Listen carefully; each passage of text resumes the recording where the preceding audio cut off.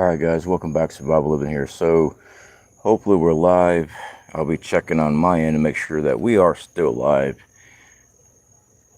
So I have to check and make sure everything works on my end. Alright, perfect. So everything works. Sunset, good to see you, my friend. How are you doing? Bossman Last King, good to see you, my friend. Alright guys, Texas Patriot, good to see you, buddy. Alright guys, so tonight I got home early. I have a busy day tomorrow. Well, I'm sorry, here in a couple hours. So I just got home and I want to go over a couple things with you guys. I did a video earlier. I had one of my rants. I'm not going to apologize for my rants. There needs to be more said on this. 4 a.m. there in Florida. It's 3:16 where I'm at. There's multiple time zones in Florida. Where I'm at is 3 o'clock in the morning. Usually get up work at 7. So I'm home early tonight, or this morning. So in the video I was talking about the stuff I see on YouTube, the fake survival, the mocked up campsites, things like that. The really bad advice I'm seeing from other YouTubers when it comes to outdoor survival, when it comes to prepping. I'm really starting to rescind this insomnia. I work nights. That's why I'm up at these hours.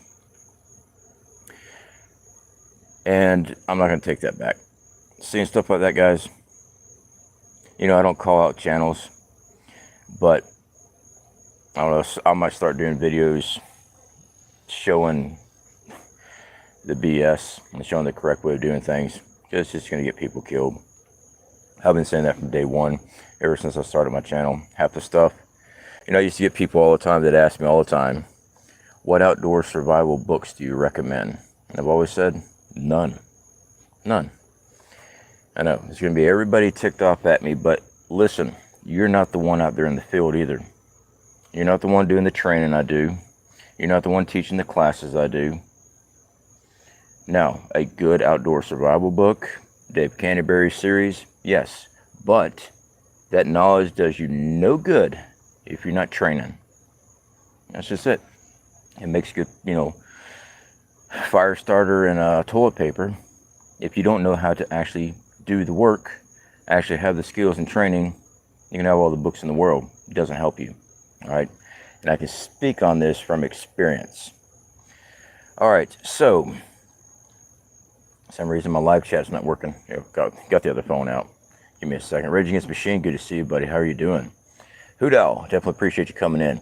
So this is something else that needs to be discussed, even though I did talk about it in the video. If you guys have not seen that video, I did it earlier today. This family, from all the research I've done, has had no survival training. The only survival training that they've had was looking up things online, books, and YouTube videos. Now, that is just a recipe for disaster. And it actually is one of the things I talk a lot about here on this channel, because I see it all the time in my comment sections and other survivalist channels, prepping channels.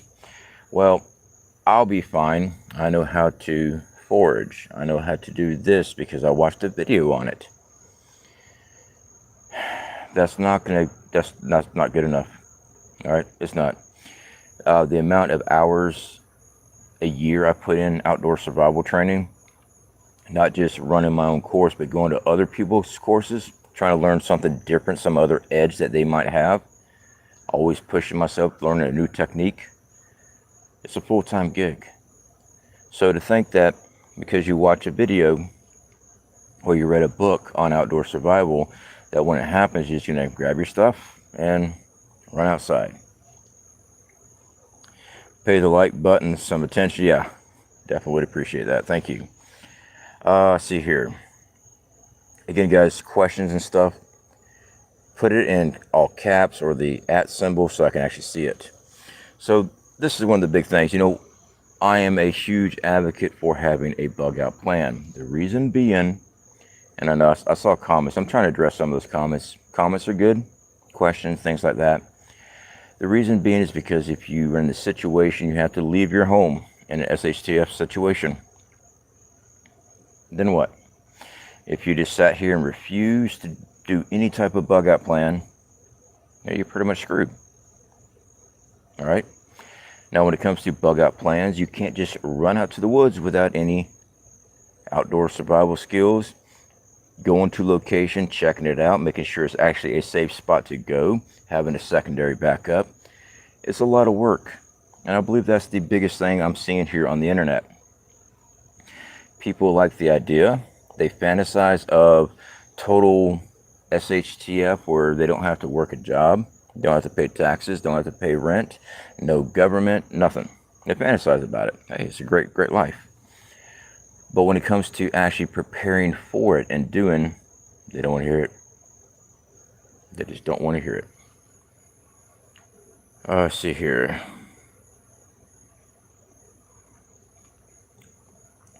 Bluefoot Homestead.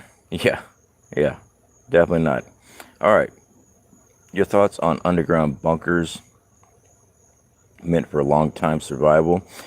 Well, for one, I don't have an underground bunker. I can't afford one. Even the materials I need to build one, I'm not even close to having the money racket for that. There's just no way. There's a reason I work an actual job too on top of YouTube. Underground bunkers, there's some good ones. I can see it if you can afford it and it's not going to break your bank. You got extra money laying around. Yeah, I would. I'm a prepper. Of course I would. But I'm not really sure what you're looking for. That movie sounds like what happened to these people. Into the Wild. Yes, so I was doing the video on my lunch break, but I kept getting the backdrop of my job in the video, so I didn't actually do the video. I just canceled it. Yes, Into the Wild was a movie that was based off an actual person. I want to say his last name was Parnell. I could be wrong on that. My memory is not the best in the world, especially with names. I usually say, hey, you, and good job, buddy. Yeah. So basically, this man went up to Alaska. No training. He read plenty of books. Worked his way, according to the movie, thumbed his way across the country, went to Slate City, all that good stuff, doing the, well, I think he called himself a super tramp, thumbing it all the way, hitchhiking. Gets to Alaska.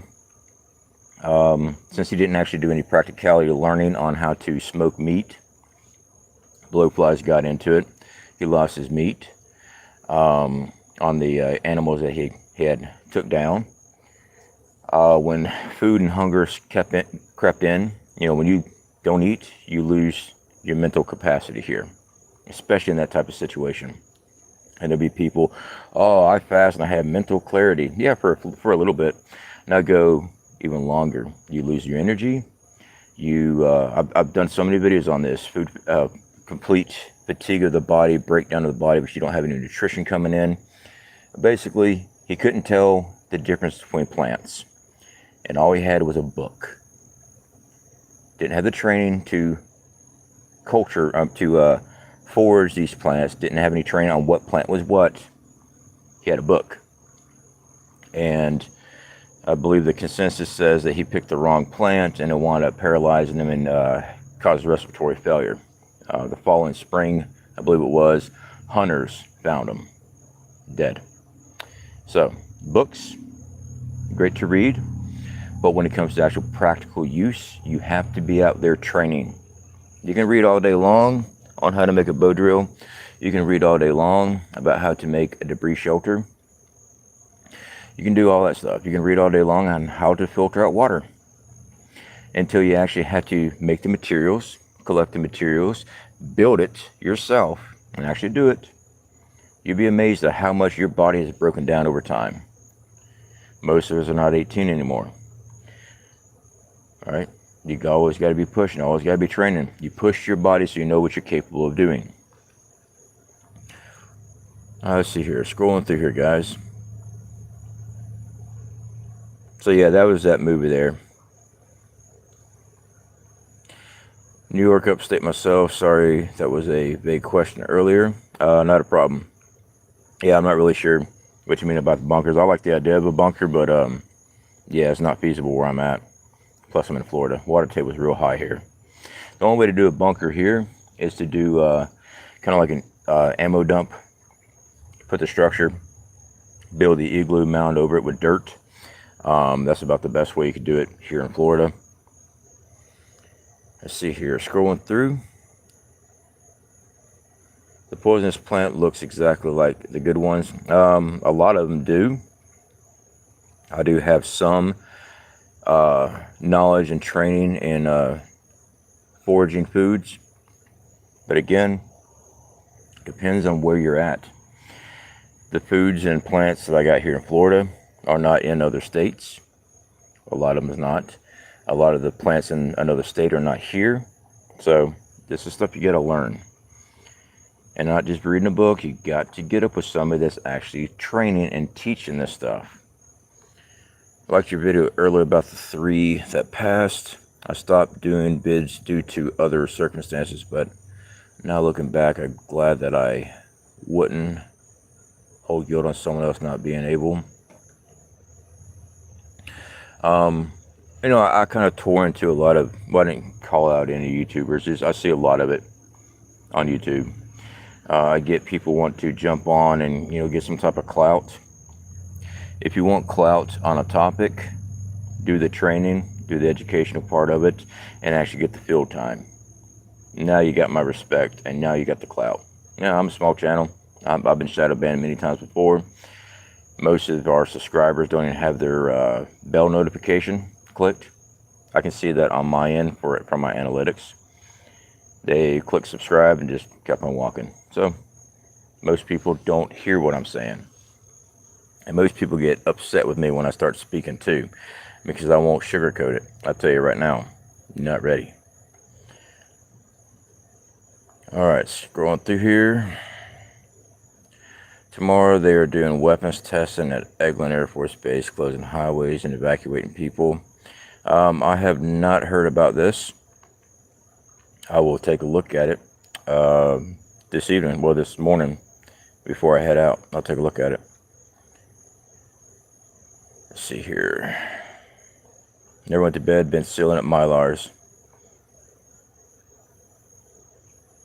All right, scrolling through here. Like I said, guys, put any questions with the @ symbol before Survival Living or all caps so I can see it. Hoodal, I definitely appreciate you being here and modding for us, my friend. So, another thing with outdoor survival, you ain't got to take my class. You go to any class, but make sure they're reputable people, all right?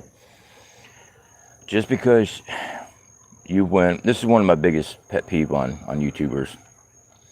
They'll go out, they're not survivalists, they're not outdoor survivalists, they don't have no, they've never even been camping, but they get an affiliate contact them. Hey, won't you do a video on such and such, we'll send it to you. All right. They break out this Rambo knife with all these attachments and everything, talking about how you survive out in the woods. I mean, it took them 3 weeks to film it because they still learn how to even hold a knife. But they'll come across all, yeah, guys, you got to have this. No.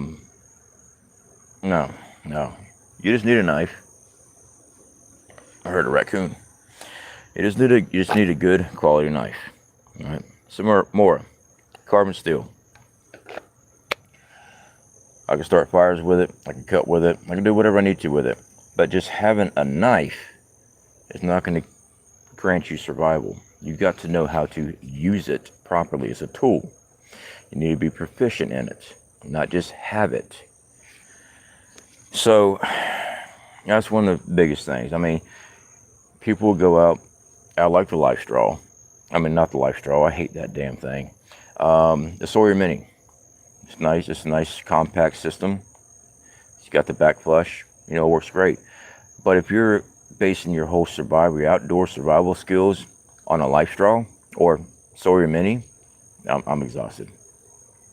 That's not survival training. You got a product. What happens when that thing breaks? And for the ones, 2 is 1 and 1 is none.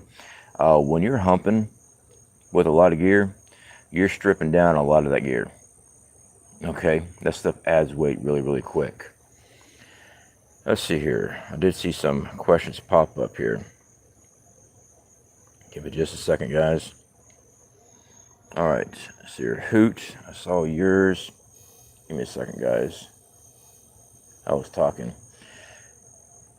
Been brutal in the California desert, 14 days of temps over 115. Yeah, I haven't done any training in California desert. I was a train rider in California, Southern California, a lot. San Bernardino and Colton area. Also, Joshua Tree. Most of my desert training has been in Arizona and Utah. Has been most of my desert training. And the desert ain't something you want to mess around with. The temperatures change so quick. It does get very cold there. Best thing to be doing is moving around at night, but also predators move around at night too. So, let's see here. I know I had some more here. Give me a second, guys.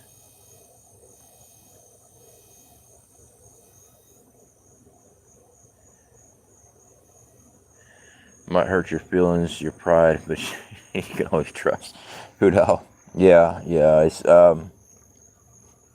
guys. I worked construction my whole life. You know, I'm an iron worker, welder. Straight bluntness is it. There ain't no time to move things around and make things nice and make you feel comfortable. I see that a lot, and you know what? Some channels, that's what they're good at. They make you feel good about what you're doing. Me, I'm looking at what needs to be done because I live the life. I'm showing you from my experience as a train rider, living out of my backpack for 1.5 years, and I'm not talking about riding Amtrak. I'm talking about being a hobo. I had to survive. So with my skills and knowledge before that, had to do that, and then later started taking more and more courses after I've done all that stuff. Sitting there talking about how you're prepared but you're not out there training is not the same. It's not. Your body gives out on you. In the movie, the poisonous plant looked exactly like the safe one. Sunset. Yeah, it's been years since I watched that movie. I do remember it though. I made my wife watch it. She never heard of it. Let's see here.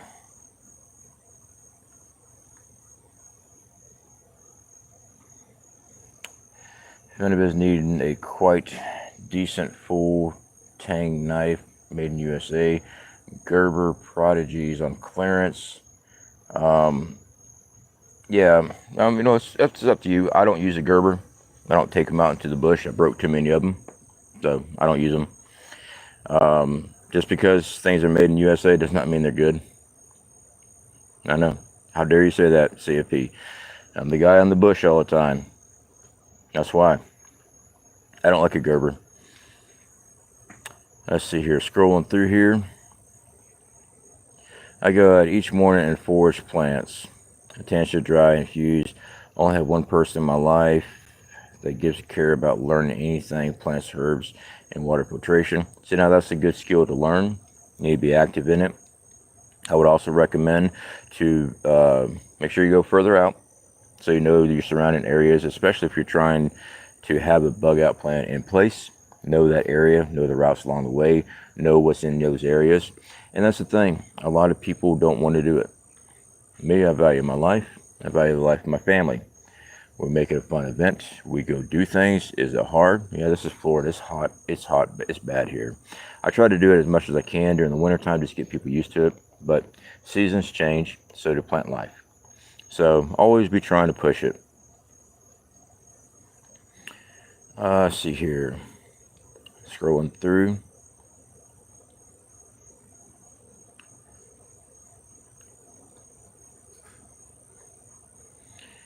Your mag should be grandfathered in if you purchase before ban. I don't know what that is. I missed that. I have a burner HD. They would take the 7. Will they take the 7-shot mag in HD came with only 5-shot magazine? I would have to pull our Byrna HD, and I have to check and see if the mags are interchangeable. I do not know if they're currently interchangeable off the top of my head. I'd have to get it out and actually check it.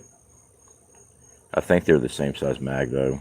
The only thing different is that the mag is going to be extended, and if you ever use your Byrna a lot, if you ever notice that if you don't make sure that mag's in there and it's not sealed, it won't fire. That mag's got to be mashed up in there. So probably not, but I'll have to test it on myself. I'll have to check. Speaking of, I did the Byrna Max, the OC and tear gas pellets today.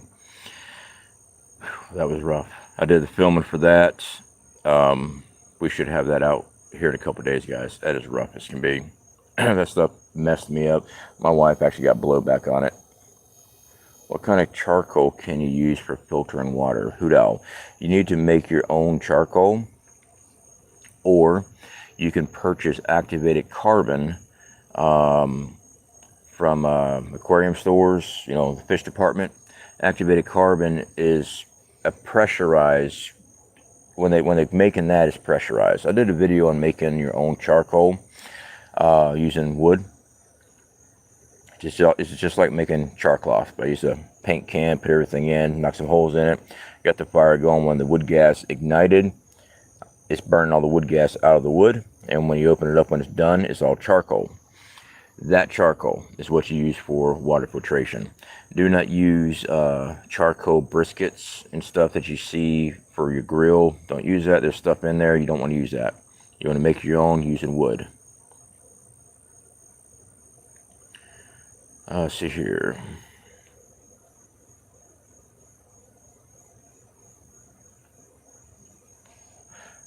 Rock a party. Dude, definitely good to see you, my friend. How have you been? I was supposed to meet up with you there in Ohio when I took the Pathfinder course. And everything was just, you know, I had to get on the Greyhound and stuff. I'm sorry that we missed connection on that, because that would have been cool just to hang out with you for a day. I'm just coming back from this stupid throat cancer. Oh, man, I didn't know that.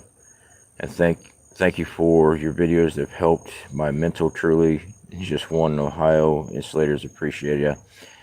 At least this one. I definitely do appreciate it, my friend. I did not know that you were going through that with your throat. Hopefully, seriously, you're getting back from, so hopefully you're recovering, or, you know, remission and stuff. Definitely shoot me an email, man. Scrolling through here, guys. So again, leave your questions in caps or at the with an @ symbol so I can actually see it, because I've got to get in here in a minute, go take a shower, make some coffee, and get ready to get on the road again. But I want to come on tonight and go over some of this stuff with you guys. This is one of the reasons when I see it's one of the early things, and I think, you know, I come across dryer lint as a fire starter when I was a kid. My cousins up in Maryland, they were real big in Civil Air Patrol at the time, and I got brought into it as well. And they were showing me how to use it. I was probably 8, 9, maybe 10, somewhere around there. And, you know, it looked cool. We used to put it in a Ziploc bag, throw it in your backpack. You know, lights up really fast. But when I actually had to do field training and trying to use that stuff, it absorbs moisture so bad. Like down here in Florida, the humidity. You open up your Ziploc bag, that moisture is getting in there. Then when you go to light it, guess what? It doesn't light. So this is one of the reasons, like when I see the dryer lint, I don't mess with it. My dryer lint is 50% Labrador hair. Yeah. All right, scrolling through here.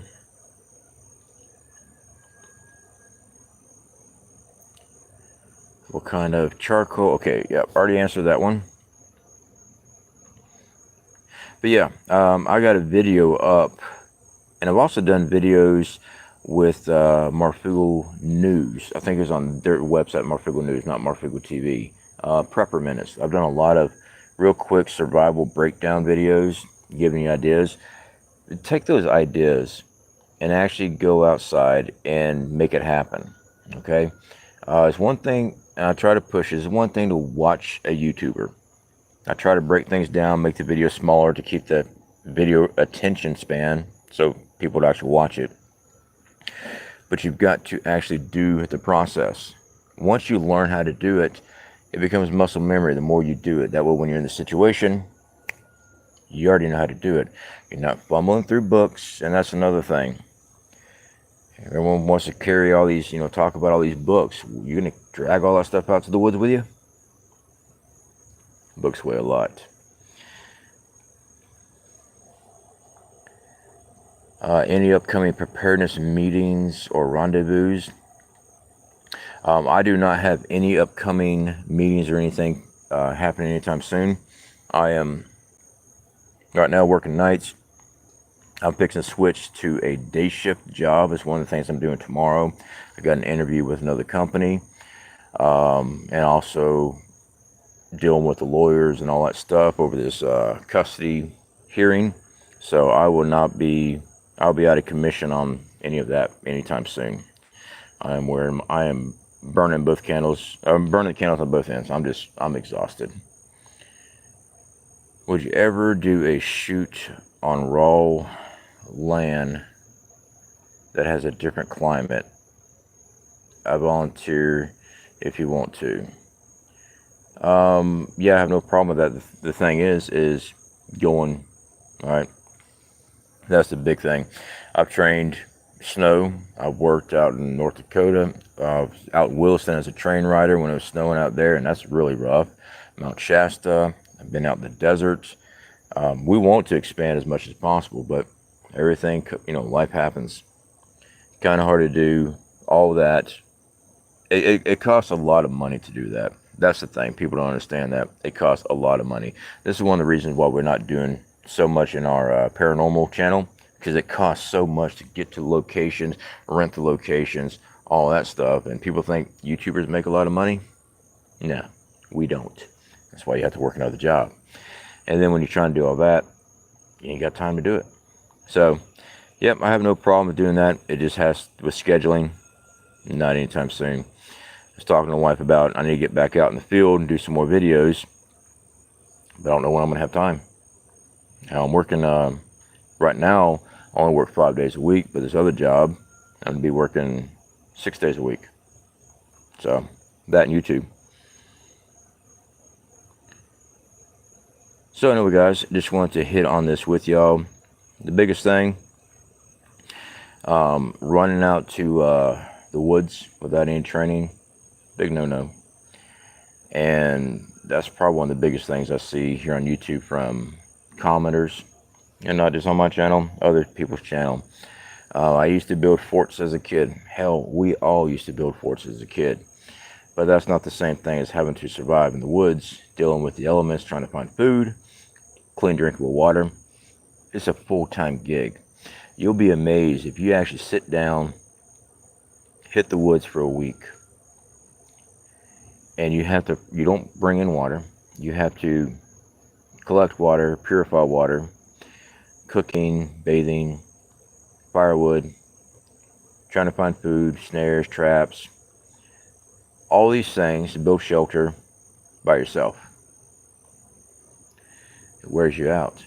And if you don't, I've done plenty of videos where I don't take food. And I'm out there about the third day is kicking in hard. And you can survive 21 days without food. Yeah, you can stay alive.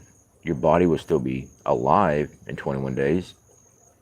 If you're not ingesting calories and you are constantly moving, constantly working, you're not going to make 21 days. Now, I have seen others that pretty much don't move around at their campsite when they're doing this and make it past that. But they're not exerting any physical activity at all. They're not chopping wood. They're not collecting water. They're not doing any of that.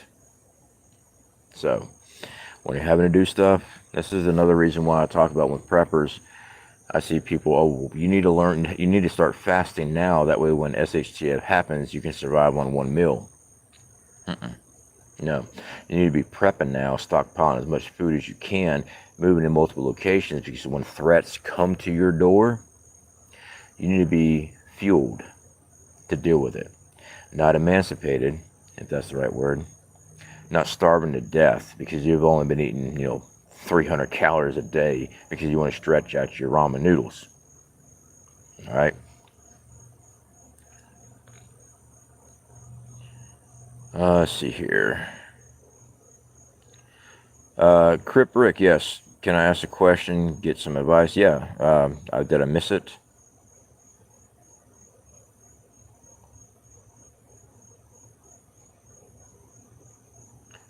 The lost product. Yeah, but that's the good part.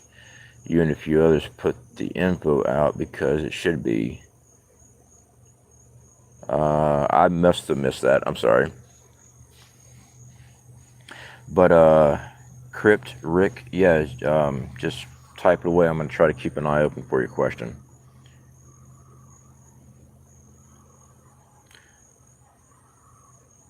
I pray that your grind brings you success. Yeah, it'd be nice. There's a lot of work on YouTube. I do enjoy doing my outdoor survival videos. I enjoy doing my prepping videos. When I was younger, I mean, really younger, the video reality shows, all that stuff really wasn't a thing. I remember being out in the creeks and all that stuff, building beaver dams, traps, and all kind of stuff out there, tracking. And I'm like, I want to write a book on outdoor survival, even though at the time I wasn't qualified for it. And then later, I was, videos started coming out. I'm like, man, I'd like to make my own TV show on outdoor survival. Then Bear Grylls and the rest of them came out. I said, oh, there goes that. There is a outdoor survival guy I like, is Les Stroud. Love his stuff. I've actually learned how to do a lot of camera angles from him. Of course, Dave Canterbury, here on YouTube, Corporal's Corner, the instructors from the Pathfinder course. They got a lot of great information because they're not BSers. They are actually out there doing the skills. They're doing and teaching, compared to just trying to do a video and hope that someone clicks on it. Okay, Crypt Rick. I am disabled and worry about what to do when SHTF happens since mobility is limited. Do I just think defense and hunker down? Yes and no.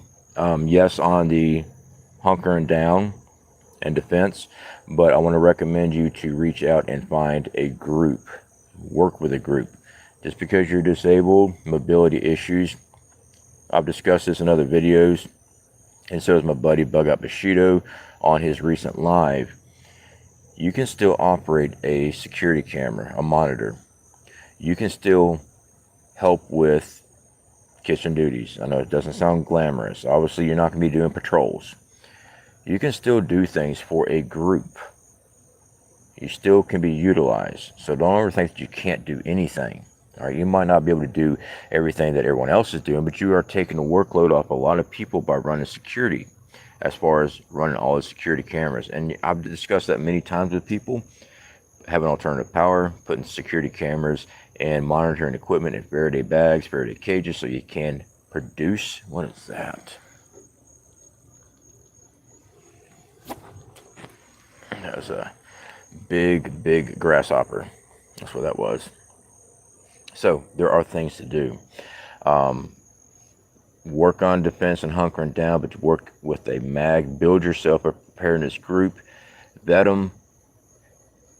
Connect with them. Either they're going to come to you, or they're going to come to your place, or they're going to pick you up and take them to their place. That's the best thing I can offer. I can advise on that.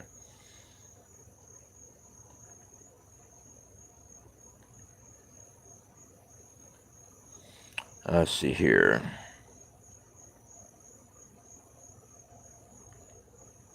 I'm having a hell of a time finding like-minded people here in central New Mexico, then expand out. Always keep it open. Go to gun shows. That right there is going to open a big door for you. Go to places, outdoor events. Go to places like, I don't like using Bass Pro because I don't like that store, but you know what I'm saying. Places where like-minded individuals will be gathering around. Make sure you're seen. You'll want to, somebody's going to say something, or you're going to say something that piques somebody's interest. All right. All right, scrolling through here. Years ago, last year, I sent my son an autographed picture. Oh, that's pretty cool. That is really cool. I don't know why your message got retracted, but sharing that is actually pretty cool. Greetings from the Netherlands. Oh, that's for, I gotta think where that's at. Okay, got it. Never been there. I've never been there. Have you ever tried eating inner tree bark? Any tips on it? Yes. Malachi's Corner. I have actually done videos on that on our outdoor survival videos. I've done that. I'm trying to think what the actual name of it is. It's like when you actually, I show the whole video and actually show how to do the process. What I call the meat of the bark. It's like skewn. All right, it's almost stretchy, almost like tendon material, and that's what you're going for. I have done videos in the past on that, on my outdoor videos, actually showing how to take it off the bark, finding exactly what it is you're looking for. There is not a lot of caloric intake in that. Is it something to put in your belly? Yes. But you can't just survive on just that unless you're like stripping every piece of bark off every tree. I mean, you got to think it's still wood fiber. All right, it's still wood fiber, so you don't want a big old belly full of it. But as far as some type of nutrition, yes. Let's see here. But you do not want to just have to rely on that at all. If you are planning on hunkering down in your local area, guys, I want to encourage you to start going out looking for water sources. I've shown this many times in many videos using Google Maps alone, blowing up out of your area, a good 10-mile radius, you'll find some water sources. Go to those locations, take a look at it, take a look what's around it. Same with patches of woods, things of that nature. You need to get out there and see what's in there. Even though Google Maps shows a whole row of trees and stuff, there might not be anything there that you're going to be able to survive on if necessary. You know, you need to check your areas out.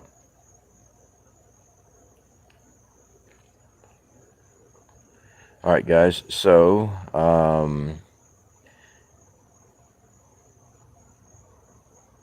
just bought a blind box on estate sale. Oh, a blind box. Okay, you didn't know what was in the box. It threw me off there.